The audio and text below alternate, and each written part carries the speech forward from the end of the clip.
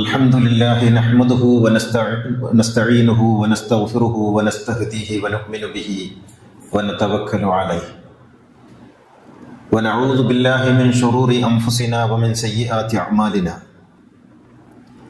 من يهد الله فهو المهتد ومن يضلل فلن تجد له وليا مرشدا أشهد أن لا إله إلا الله وحده لا شريك له وأشهد أن نبينا محمدا عبده ورسوله أرسله بالهدى ودين الحق ليظهره على الدين كله ولو كره المشركون اللهم صل على محمد وآل محمد كما صليت على إبراهيم وآل إبراهيم اللهم بارك على محمد وعلى آل سيدنا ومولانا وحبيبنا ومنجينا وهادينا ومرشدنا وشفيعنا وإمامنا وقدوتنا وقرة أعيننا محمد كما باركت على إبراهيم وآل إبراهيم إنك حميد مجيد يا أيها الذين آمنوا اتقوا الله حق تقاته فلا تموتن إلا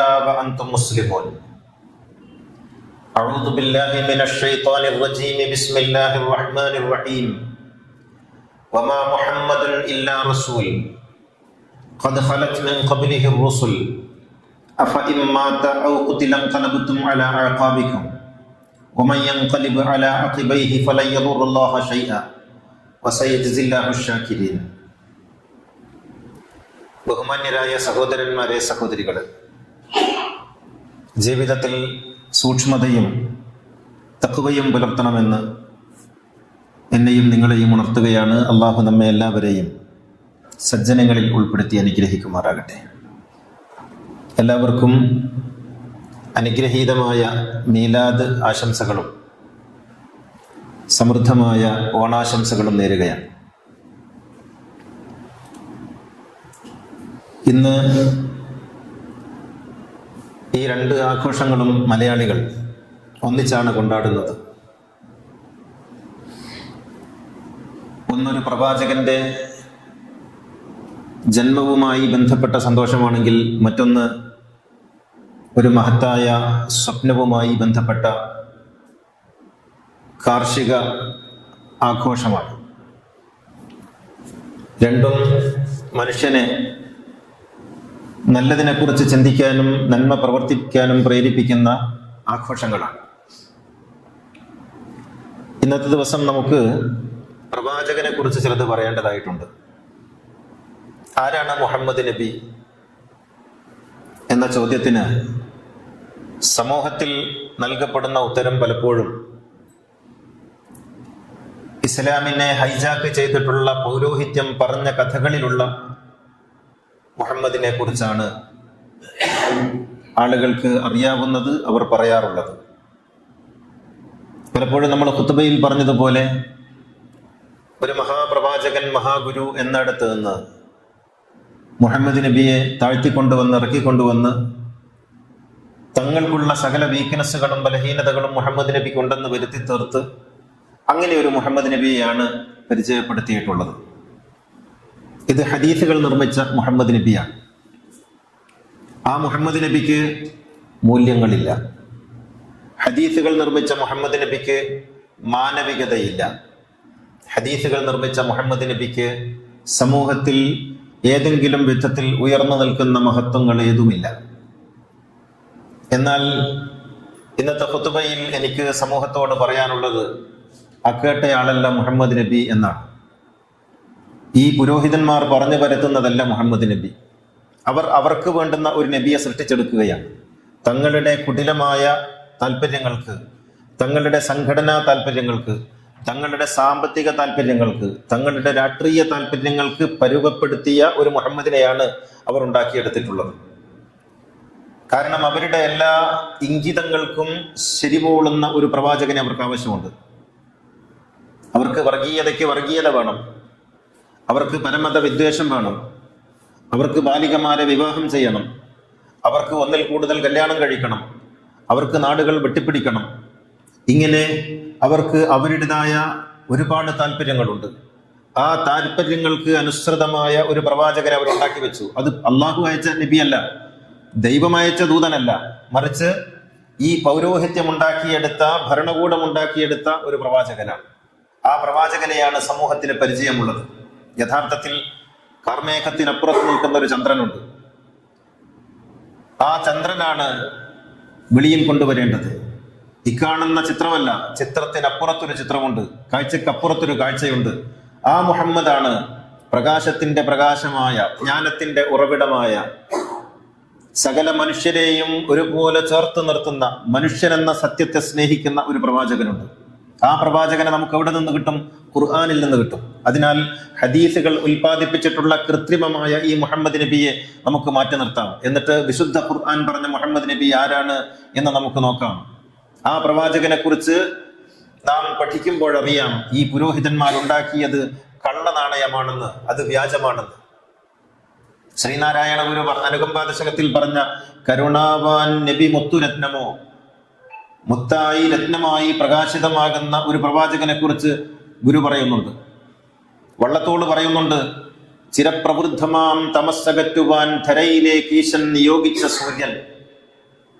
ഈ ലോകത്തെ വരിഞ്ഞു മുറുക്കിയിരിക്കുന്ന, അട്ടിപ്പേറായി കിടക്കുന്ന ഇരുട്ടിനെ അകറ്റാൻ ജഗദീശ്വരനെ അയച്ച സൂര്യനാണ് മുഹമ്മദ് എന്ന് വള്ളത്തോൾ പറയുന്നുണ്ട്. വള്ളത്തോൾ മനസ്സിലാക്കി, അത്രയും മുസ്ലിയാക്കന്മാരെ മനസ്സിലാക്കിയിരുന്നെങ്കിൽ ഈ കഥകളൊന്നും പറയുമായിരുന്നില്ല. എന്താണ് ഖുർആൻ പറയുന്നത്? വമാ മുഹമ്മദുൻ ഇല്ലാ റസൂലുൻ ഖദ് ഖലത് മിൻ ഖബ്ലിഹി റുസുൽ. മുഹമ്മദ് നബി പൂർവ്വ പ്രവാചകന്മാരുടെ ഒരു തുടർച്ചയാണ്, മഹാഗുരുക്കന്മാരുടെ ഒരു തുടർച്ചയാണ്. മുഹമ്മദ് നബി ബുദ്ധന്റെ തുടർച്ചയാണ്, മുഹമ്മദ് നബി യേശുവിന്റെ തുടർച്ചയാണ്, മുഹമ്മദ് നബി കൺഫ്യൂഷ്യസിന്റെ തുടർച്ചയാണ്, മുഹമ്മദ് നബി തിരുവള്ളുവരുടെ തുടർച്ചയാണ്. ഇങ്ങനെ പൂർവികരായ പ്രവാചകന്മാരുടെയും മഹാഗുരുക്കന്മാരുടെയും തുടർച്ചയാണ് മുഹമ്മദ് നബി എന്ന് ഖുർആൻ പറയുന്നു. ആ തുടർച്ചയാണ് നമ്മൾ ഉൾക്കൊള്ളേണ്ടത്. ഒരു ഗുരുവിനെയും തള്ളി പറഞ്ഞിട്ടില്ല. മുഹമ്മദ് നബി പറയുന്നു, ലാ നുഫർരിഖു ബൈന അഹദിൻ മിർ റസുലിഹി. ഒരു പ്രവാചകർക്കിടയിലും ഭേദങ്ങളില്ല. ആ പ്രവാചകൻ മുന്തിയ പ്രവാചകൻ, ഈ പ്രവാചകൻ താഴ്ന്ന പ്രവാചകൻ, അയാള് കൊള്ളാം, ഇയാള് കൊള്ളൂല എന്നിങ്ങനെയില്ല. എല്ലാ ഗുരുക്കന്മാരും ശരി, എല്ലാ ഗുരുക്കന്മാരും മഹത്വമുള്ളവർ, എല്ലാവരെയും ഒരുപോലെ ആദരിക്കേണ്ടവർ. അങ്ങനെ ലോക ഗുരു പരമ്പരയിലെ ഒരു കണ്ണിയായിട്ടാണ് താൻ നിയോഗിതനായതെന്ന് പറയാൻ ഖുർആൻ കൽപ്പിക്കുന്നു. വമാ മുഹമ്മദുൻ ഇല്ലാ റസൂൽ ഖദ് ഖലത് മിൻ ഖബ്ലിഹി റുസുൽ. എത്രയോ പ്രവാചകന്മാർ കഴിഞ്ഞു പോയിട്ടുണ്ട്, അതിലൊരു കണ്ണിയാണ് താങ്കൾ എന്നാണ് ഖുർആൻ പറയുന്നത്. അങ്ങനെ പൂർവ്വ പ്രവാചകന്മാരുടെ കണ്ണിയിൽ വന്ന ഒരു തുടർച്ചയായിട്ട് മുഹമ്മദ് നബിയെ പരിചയപ്പെടുത്തുന്നു. മറ്റൊരിടത്ത് ഖുർആൻ പറയുന്നു, മുഹമ്മദ് നബി വന്നത് സത്യധർമ്മ ന്യായ പ്രമാണങ്ങളുമായിട്ടാണ്. ഇന്നാ അർസൽനാക ബിൽ ഹഖ്ഖി ബശീറൻ വനദീറ വലാ തുസ്അലു അൻ അസ്ഹാബിൽ ജഹീം. സത്യന്യായ പ്രമാണങ്ങളുമായിട്ടാണ് നിന്നെ നാം അയച്ചിട്ടുള്ളത്. ഇങ്ങനെ ഈ ലോകത്ത് സത്യം, ധർമ്മം, ന്യായം, നീതി ഇതൊക്കെ പൂർത്തീകരിക്കുന്നതിന്, അതൊക്കെ പ്രചരിപ്പിക്കുന്നതിന്, സമൂഹത്തെ ഉത്ബോധിപ്പിക്കുന്നതിന് വേണ്ടി നിയോഗിതനായ പ്രവാചകൻ. ഈ പ്രവാചകനിൽ നിന്ന് സത്യത്തിനെതിരെ, നീതിക്കെതിരെ, ന്യായത്തിനെതിരെ, ധർമ്മത്തിനെതിരെ ഈ ഹദീസുകളിൽ പറയുന്ന എന്തെങ്കിലും ഉണ്ടാകുമോ? ഉണ്ടാകാൻ പാടുണ്ടോ? അങ്ങനെയാകുമ്പോ ഖുർആൻ പറഞ്ഞ പ്രവാചകൻ അല്ലാതായി പോകൂലേ? ഇനിയും ഖുർആൻ പറയുന്നു, പ്രവാചകന്റെ ദൗത്യം എന്താണ്? സമൂഹത്തെ സംസ്കരിക്കണം, വ്യക്തികളെ ശുദ്ധീകരിക്കണം. കമാ അർസൽനാ ഫീകും റസൂലൻ മിൻകും യത്ലൂ അലൈക്കും ആയാതിനാ വയുസക്കീകും വയുഅല്ലിമുകുമുൽ കിതാബ വൽ ഹിക്മ വയുഅല്ലിമുകും മാ ലം തകൂനൂ തഅലമൂൻ. സമൂഹത്തെ സംസ്കരിക്കുകയാണ് പ്രവാചകന്റെ ദൗത്യം. സമൂഹത്തെ സംസ്കരിക്കണം. ഇവിടെ പ്രവാചകൻ തന്റെ സംസ്കാരമില്ലാത്തയാളാണെന്നാണ് ഹദീസുകൾ പരിചയപ്പെടുത്തുന്നത്. ഒരു സ്ത്രീ ഇങ്ങനെ നടന്നു പോകുമ്പോൾ പ്രവാചകന് കാമം തോന്നി, ഓടിപ്പോയി തന്റെ ഭാര്യയുമായി രമിച്ചു, എന്നിട്ട് തിരിച്ചു വന്നിട്ട് പറഞ്ഞു ഇങ്ങനെയാണ് ചെയ്യേണ്ടത്. ഇങ്ങനെയാണ് ഈ തരത്തിൽ ഒരു പെണ്ണിനെ കാണുമ്പോഴേക്കും കാമം തോന്നുന്ന സംസ്കാരശൂന്യനാണ് ഹദീസിലെ പ്രവാചകൻ. ഖുർആൻ പറയുന്നു, സമൂഹത്തെ സംസ്കരിക്കേണ്ടുന്ന, വ്യക്തികളെ ശുദ്ധീകരിക്കേണ്ടുന്ന, സംസ്കാരത്തിന്റെ അത്യുന്നതിയിൽ നിൽക്കുന്ന മഹോന്നതനായ ഒരു മനുഷ്യനായി ഖുർആൻ പ്രവാചകനെ കാണിക്കുന്നു. ഏതാണ് നമ്മൾ അംഗീകരിക്കേണ്ടത്? ഈ രാജാക്കന്മാരും മല്ലന്മാരും ഉണ്ടാക്കിയ ഹദീസാണോ, പടച്ച അമ്പുരാന്റെ കലാമായ ഖുർആനാണോ? സമൂഹത്തെ സംസ്കരിക്കാൻ, അതിനുള്ള സംസ്കരണ സാധ്യതകളുമായിട്ടാണ് പ്രവാചകൻ വന്നത്. മറ്റൊരിടത്ത് ഖുർആൻ പറയുന്നു, ഫകൈഫ ഇദാ ജീനാ മിൻ കുല്ലി ഉമ്മത്തിൻ ബിശഹീദിൻ വജിനാ ബിക അലാ ഹഉലാഇ ഷഹീദ. മാനവതയ്ക്ക് സാക്ഷി, മനുഷ്യരാശിക്ക് സാക്ഷി, മാനവതയ്ക്ക്, എല്ലാവർക്കും, മതജാതി ഭേദമന്യേ, ലിംഗഭേദമന്യേ സകല മനുഷ്യർക്കും സാക്ഷിയാണ് മുഹമ്മദ് നബി. ഇതിന്റെ സാക്ഷാത്കാരമായി പ്രവാചകന്റെ ഒരു ചരിത്രം ഉദ്ധരിക്കുന്നുണ്ട്. ഹദീസിന്റെ കിതാബുകളിൽ വളരെ അപൂർവമായി വരുന്ന ചില സത്യങ്ങൾ ഉണ്ടാകുമല്ലോ, വെളിപ്പെട്ട് വരുന്ന ചില സത്യങ്ങൾ ഹദീസുകളിൽ. അതിൽ ആ ചരിത്രം ഇങ്ങനെയാണ്: എല്ലാ ദിവസവും പ്രവാചകൻ ഉറങ്ങാൻ പോകുമ്പോൾ കിടക്കപ്പായയിലേക്ക് പ്രവാചകൻ ഇങ്ങനെ ഇരിക്കുന്ന സമയത്ത് പ്രവാചകൻ ഒരു ആത്മകഥം പോലെ ഒരു കാര്യം ഉരുവിടുമായിരുന്നു. എല്ലാ ദിവസവും പ്രവാചകനായതിനു ശേഷം മരണപ്പെടുന്നത് വരെ എല്ലാ ദിവസവും രാത്രി പ്രവാചകൻ ഒരു ആത്മകഥം പോലെ ഒരു വാക്കുരുവിടും. അതിങ്ങനെയാണ്: അല്ലാഹുവേ, നീ സാക്ഷി, ലോകത്തുള്ള സകല മനുഷ്യരും സഹോദരങ്ങളാണ്, അവർക്കിടയിൽ യാതൊരുവിധ അസമത്വവുമില്ല. മനുഷ്യർക്കിടയിൽ രഞ്ജിപ്പുണ്ടാക്കുന്നതിനും സ്നേഹമുണ്ടാക്കുന്നതിനും വേണ്ടിയാണ് ഞാൻ പ്രവർത്തിച്ചിട്ടുള്ളത്. അവരിൽ പരസ്പരം ആരെയെങ്കിലും തെറ്റിക്കുന്ന വാക്കോ പ്രവൃത്തിയോ എന്നിൽ നിന്നുണ്ടായിട്ടില്ല.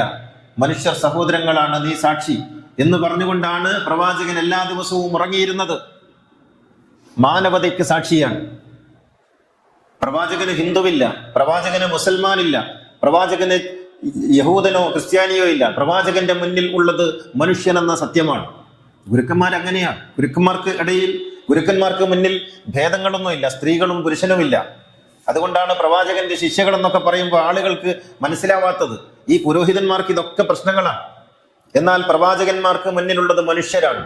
അവരുടെ ലിംഗമേത്, അവരുടെ ജാതി ഏത്, അവരുടെ നിറമേത്, അവരുടെ കുലമേത്, അവരുടെ ഭാഷ ഏത്, ഇതൊന്നും പ്രവാചകന്മാരും ഗുരുക്കന്മാരും ആലോചിക്കാറില്ല.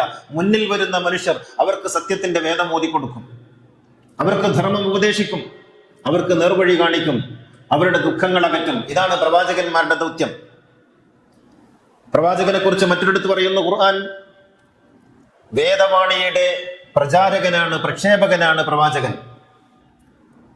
അള്ളാഹു നൽകുന്ന വേദത്തിന്റെ പ്രക്ഷേപകൻ. അതിനപ്പുറത്ത് വേറൊന്നുമില്ല. വമാ യാ അയ്യുഹർ റസൂലു ബല്ലിഗ് മാ ഉൻസില ഇലൈക മിർ റബ്ബിക്. നിനക്ക് തന്നതെന്തോ അത് കൊടുക്കുക, നിനക്ക് ലഭിച്ചതെന്തോ അത് കൊടുക്കുക, ഏറ്റവ്യത്യാസങ്ങളില്ലാതെ. ഇതാണ് പ്രവാചകന്റെ ദൗത്യം. പിന്നെ പ്രവാചകൻ തന്നെ സ്വയം പറയുന്നതായ ഖുർആൻ പറയുന്നു, ഞാൻ അത്ഭുതങ്ങളൊന്നുമില്ലാത്ത ഒരു മനുഷ്യനാണ്. വിനയാന്വിതനായി പറയുന്നു, അത്ഭുതങ്ങളൊന്നുമില്ല. എന്തൊക്കെ കറാമത്താ പറയുന്നത്. വിമാനം വരുമ്പം പിടിച്ചു നിർത്തി, കപ്പല് പൊളിയുമ്പോ പൊക്കി നിർത്തി, അല്ലേ? ആന ഇടഞ്ഞപ്പോ തൊട്ടു നിർത്തി. ഇങ്ങനെ പിടിച്ചു നിർത്താനും തൊട്ടു നിർത്താനും പൊക്കി നിർത്താനും ഒക്കെ ഇവിടെ ഇങ്ങനെ കറാമത്തിന്റെ ഫാക്ടറികൾ നിർമ്മിച്ചു കൊണ്ടിരിക്കുമ്പോ പുണ്യപ്രവാചകൻ ഈ കറാമത്ത് ഫാക്ടറികൾക്കൊക്കെ ആധാരമാണെന്ന് ഇക്കൂട്ടര് പറയുന്ന പുണ്യപ്രവാചകനോട് ഖുർആൻ പറയുന്നു, ഖുൽ, പറയുക, ലാ അഖൂലു ലക്കും ഇൻദി ഖസാഇനുല്ലാഹ്. ദൈവത്തിന്റെ ഖജനാവ് എന്റെ കൈകളിലല്ലെന്ന് നിങ്ങൾ അറിയണം. ദൈവത്തിന്റെ ഖജനാവൊന്നും എന്റെ കൈകളിലില്ല. പ്രവാചകരെ, എനിക്ക് ദുരിതമാണ്, നീക്കിത്തരണം. അയ്യോ, എനിക്കതിന് കഴിവില്ലല്ലോ. വലാ അഅലമുൽ ഗൈബ. പ്രവാചകരെ, എന്റെ സാധനം വീണുപോയി, എനിക്കതൊന്നും അറിയില്ല മക്കളെ. നിങ്ങളെപ്പോലുള്ള ഒരാളാണ്, പരതിയാൽ ചിലപ്പോൾ കിട്ടും, ചിലപ്പോൾ കിട്ടൂല. എനിക്കതൊന്നും അറിയില്ല. വലാ അഖൂലു ലക്കും ഇന്നി മലക്ക്. ഞാനൊരു മാലാഖയല്ല. ഞാൻ നിങ്ങളെപ്പോലെ ഭൂമിയിൽ ചവിട്ടി നടക്കുന്ന ഒരു മനുഷ്യൻ. വിശന്നാൽ ഭക്ഷിക്കും, സങ്കടം വന്നാൽ കരയും, സന്തോഷിക്കുമ്പോൾ ചിരിക്കും. നിങ്ങളെപ്പോലുള്ള ഒരു മനുഷ്യൻ. എന്റെ കയ്യിൽ ദൈവത്തിന്റെ ഖജനാവില്ല, ഞാനൊരു മാലാഖയല്ല, എനിക്ക് അജ്ഞാത രഹസ്യങ്ങളൊന്നും അറിയില്ല. ഇൻ അത്തബിഉ ഇല്ലാ മാ യൂഹാ ഇലയ്യ. എനിക്ക് വരുന്ന വെളിപാടുകളെ പിന്തുടരുന്ന ഒരു മനുഷ്യൻ, പച്ച മനുഷ്യൻ. ഇങ്ങനെ പറയുന്ന വിനയാന്വിതനായ ഒരു പ്രവാചകൻ. ഹദീസ് നിർമ്മിക്കുന്ന കഥകളോ, ആ കഥകളിൽ അത്ഭുത മാനുഷനാണ്, അതിമാനുഷനാണ്. കെട്ടുകഥകളിലെ രാജകുമാരനാണ്, ഇഫ്രീത്ത് കൊട്ടാരത്തിലെ രാജാവാണ്, അലാവുദ്ദീന്റെ അത്ഭുത വിളക്കാണ്. ഇതൊന്നല്ല. റസൂൽ പറയുന്നു, എനിക്ക് അത്ഭുതങ്ങളൊന്നും പ്രവർത്തിക്കാൻ കഴിയില്ല, അറിയില്ല. ആ പ്രവാചകനെ കുറിച്ചാ പറയുന്നത്. അങ്ങനെ ചെയ്തു, ഇങ്ങനെ ചെയ്തു, ചന്ദ്രൻ പിളർന്നു, മാമൻ പിളർന്നു എന്നൊക്കെ പറയും. ഖുർആനിൽ പറയുന്നതോ, എനിക്ക് അത്ഭുതങ്ങളൊന്നും അറിയില്ല, പച്ച മനുഷ്യനല്ലേ ഞാൻ, നിങ്ങളെപ്പോലെ. ഇങ്ങനെയാണ് ഖുർആൻ പറയുന്നത്. മറ്റൊരിടത്ത് ഖുർആൻ പറയുന്നത്, ഖുൽ ലാ അംലികു ലിനഫ്സി നഫ്അൻ വലാ ദർറൻ ഇല്ലാ മാ ഷാ അല്ലാഹ് വലൗ കുന്തു അഅലമുൽ ഗൈബ ലസ്തക്സർതു മിനൽ ഖൈരി വമാ മസ്സനിയസ്സൂ. നിങ്ങൾ വിചാരിക്കുന്നുണ്ടോ എനിക്ക് എന്തെങ്കിലും പ്രയാസങ്ങൾ ഉണ്ടാകുമ്പോൾ എനിക്ക് സ്വയം അതില്ലാതാക്കാൻ പറ്റുമെന്ന്? ഇല്ല. ഖുൽ ലാ അംലികു ലിനഫ്സി ദർറൻ വലാ നഫ്അൻ. എനിക്ക് സ്വന്തമായിട്ട് എന്തെങ്കിലും ചെയ്യാൻ കഴിയുമെങ്കിൽ എനിക്ക് കഴിയില്ലേ? എനിക്കത് കഴിയില്ലല്ലോ. എനിക്ക് പനി വരുന്നു, എനിക്ക് രോഗം വരുന്നു, എൻ്റെ മക്കൾ മരിച്ചു പോകുന്നു, എനിക്ക് നഷ്ടം ഉണ്ടാകുന്നു, ഞാൻ ചിലപ്പോ തോറ്റു പോകുന്നു. ഇതൊക്കെ നിങ്ങൾ കാണുന്നില്ലേ? അതിന്റെ അർത്ഥം എന്താ? എനിക്കിതിലൊന്നും യാതൊരു തരത്തിലുള്ള അധികാരവും ഇല്ല. ഇതൊക്കെ ഉടയ നമ്പുരാൻ്റെതാണ്, മൂപ്പര് ചെയ്യുന്നതാണ്. ഞാൻ നിങ്ങളെപ്പോലെ ഒരു കാണിയാണ്, ഒരു സാക്ഷിയാണ്, ഒരു കരുമാത്രമാണ്. എനിക്കതിനപ്പുറത്തൊന്നും ചെയ്യാൻ കഴിയില്ല എന്ന് പറയുന്ന വിനയാന്വിതനായ ഒരു പ്രവാചകനെ ഖുർആൻ കാണിക്കുന്നു. അപ്പുറത്തോ ദുഷ്ടനായ ഒരു പ്രവാചകൻ. ഹദീസിൽ ഖുർആൻ വീണ്ടും പറയുന്നു, എന്താണ് പ്രവാചകന്റെ ദൗത്യം? പ്രവാചകന്റെ ദൗത്യം മനുഷ്യ മക്കളെ വരിഞ്ഞു മുറുക്കിയ ചങ്ങലക്കെട്ടുകളിൽ നിന്ന് അവരെ മോചിപ്പിക്കലാണ്. യഅ്മുറുഹും ബിൽ മഅറൂഫി വയൻഹാഹും അനിൽ മുൻകരി വയുഹല്ലു ലഹും അത്വയ്യിബാതി വയുഹർരിമു അലൈഹിമുൽ ഖബായിസ് വയദഉ അൻഹും ഇസ്റഹും വൽ അഗ്ലാൽ അല്ലതി കാനത് അലൈഹിം. അറാഫിൽ പറയുന്നു, സൂറ അറാഫിൽ പ്രവാചകന്റെ ദൗത്യം എന്താണ്? ധർമ്മം നിർദ്ദേശിക്കുക, അധർമ്മം ഉച്ചാടനം ചെയ്യുക, നല്ലതെല്ലാം അനുവദിക്കുക, മോശപ്പെട്ടതൊക്കെ തടയുക, മനുഷ്യരെ വലിഞ്ഞു മുറുക്കിയ ചങ്ങലക്കെട്ടുകൾ അഴിച്ചു വെക്കുക, എന്നിട്ട് അവർക്ക് മോചനം നൽകുക, മുക്തി നൽകുക. അങ്ങനെ മനുഷ്യരാശിയുടെ വിമോചകനാണ് പ്രവാചകൻ. ആരാധനകളുടെ അനുഷ്ഠാനങ്ങളുടെ ചങ്ങലക്കെട്ടുകൾ കൊണ്ട് വീണ്ടും വീണ്ടും ബന്ധിക്കുന്നവനല്ല പ്രവാചകൻ. 50 വക്ത നിസ്കാരം, 50 വക്ത നിസ്കാരം കൊണ്ട് മലയിറങ്ങി വന്ന, ആകാശം ഇറങ്ങി വന്ന ഒരു പ്രവാചകനെ കുറിച്ച് പിന്നെ ഹദീസിന്റെ കഥകളുണ്ടല്ലോ. നിങ്ങൾക്കറിയാലോ മേറാജിന്റെ കഥ. 50 വക്തും കൊണ്ട് താഴോട്ടിറങ്ങി വന്നു. എന്നിട്ട് മൂസാ നബി ഷട്ടിലടിപ്പിച്ചത് കൊണ്ട് 5 ആക്കി ചുരുക്കി. ഇങ്ങനെ മനുഷ്യനെ ആരാധനകളെ കൊണ്ട്, ആരാധനകളുടെ കൊടുംഭാണ്ഡങ്ങൾ തലയിൽ വെച്ചു കൊടുക്കുന്ന മുഹമ്മദാണ് ഹദീസിലെ മുഹമ്മദ്. ഖുർആനിലെ പ്രവാചകനോ എല്ലാ കെട്ടുകളെയും അഴിച്ചഴിച്ച് മനുഷ്യനെ സ്വതന്ത്രനാക്കുന്ന മുഹമ്മദ്. വയളഉ അൻഹും ഇസ്റഹും വൽ അഗ്ലാൽ അല്ലതി കാനത് അലൈഹിം. മുതുകിലിരിക്കുന്ന ഭാരങ്ങളൊക്കെ ഇറക്കി വെക്കാനുള്ള അത്താണിയാണ് പ്രവാചകൻ. എല്ലാ ചങ്ങലക്കെട്ടുകളും അഴിച്ചു മാറ്റുന്ന വിമോചകനാണ് പ്രവാചകൻ. വിമോചകൻ കാറൽ മാർക്സ് അല്ല. കാറൽ മാർക്സ് മാത്രമല്ല, അതിനു മുൻപ് അങ്ങനെയുള്ള വിമോചകർ ഉണ്ടായിട്ടുണ്ട്. ആ വിമോചകന്റെ പേരാണ് യേശു. അങ്ങനെയുള്ള മറ്റൊരു വിമോചകന്റെ പേരാണ് മോസസ്. അങ്ങനെയുള്ള വേറൊരു വിമോചകന്റെ പേരാണ് ബുദ്ധൻ. അങ്ങനെയുള്ള മറ്റൊരു വിമോചകന്റെ പേരാണ് മുഹമ്മദ് സല്ലല്ലാഹു അലൈഹി വസല്ലം. മനുഷ്യരെ സ്വതന്ത്രരാക്കുകയാണ്. ദിബിഇ ഇബ്നു ആമിർ എന്ന് പറയുന്ന ഒരു പ്രവാചക ശിഷ്യൻ റുസ്തമിന്റെ കൊട്ടാരത്തിൽ ചെന്നു. അപ്പൊ ചോദിച്ചു, നിങ്ങൾ ആരാണ്? ഞങ്ങൾ മുഹമ്മദിന്റെ അനുയായികളാണ്. എന്താണ് നിങ്ങളുടെ പ്രത്യേകത? അദ്ദേഹം പറഞ്ഞു, നഹ്നു ഖൗമുൻ ഇബ്തഅസന അല്ലാഹു മിൻ ഇബാദത്തി ലിനുഖ്രിജ അന്നാസ മിൻ ഇബാദത്തിൽ ഇബാദി ഇലാ ഇബാദത്തില്ലാഹി വഹ്ദ. മനുഷ്യരുടെ അടിമത്തത്തിൽ നിന്ന്, മനുഷ്യരെ അടിമകളാക്കി വെക്കുന്ന അധികാരി വർഗത്തിന്റെ അടിമത്തത്തിൽ നിന്ന് മനുഷ്യരെ വിമോചിപ്പിച്ച് ദൈവത്തെ ബോധ്യപ്പെടുത്തുന്ന സ്വതന്ത്രരായ മനുഷ്യരാക്കി മാറ്റുന്ന ഒരു സംഘമാണ് ഞങ്ങൾ. വമിൻ ജൗരിൽ അദിയാനി ഇലാ അദ്ലിൽ ഇസ്ലാം. മതങ്ങളുടെ അക്രമത്തിൽ നിന്ന് സമർപ്പണത്തിന്റെ നീതിയിലേക്ക് മനുഷ്യരെ നയിക്കുന്ന, നോക്കൂ നിങ്ങൾ, മതങ്ങളുടെ വമിൻ ജൗരിൽ അദിയാനി ഇലാ അദ്ലിൽ ഇസ്ലാം, മതങ്ങളുടെ ക്രൂരതകളിൽ നിന്ന് സമർപ്പണത്തിന്റെ ലാഘവത്വത്തിലേക്ക് മനുഷ്യരെ നയിക്കുന്ന ഒരു സംഘമാണ് ഞങ്ങൾ. അതാണ് മതത്തിന്റെ അടിമത്തം. ഓരോ പുരോഹിതനും അടിമത്തത്തിന്റെ പുതിയ പുതിയ ചങ്ങലകൾ ഉണ്ടാക്കിക്കൊണ്ടിരിക്കുകയാണ്. മതങ്ങൾ ചങ്ങലകൾ ഉണ്ടാക്കുന്നു, മനുഷ്യനെ വരിഞ്ഞു മുറുക്കുന്നു. നിരന്തരമായി മതങ്ങൾ പ്രവാചകനിൽ നിന്ന് മനുഷ്യനെ അകറ്റുന്നു. അതല്ലേ നടന്നുകൊണ്ടിരിക്കുന്നത്. ഇന്നത്തെ ഈ ദിവസം അവിടെ വെള്ളം കൊടുക്കുന്നുണ്ട്. മുഹമ്മദിൽ നിന്ന് മുടിയിലേക്കുള്ള ദൂരമാണ് പൗരോഹിത്യം. അങ്ങനെയാണ്. പ്രവാചകനിൽ നിന്ന് പൊടിയിലേക്കുള്ള ദൂരമാണ് പൗരോഹിത്യം. പ്രവാചകന്റെ സംസ്കൃതിയിൽ നിന്ന് നീണ്ട താടിയിലേക്കുള്ള ദൂരമാണ് പൗരോഹിത്യം.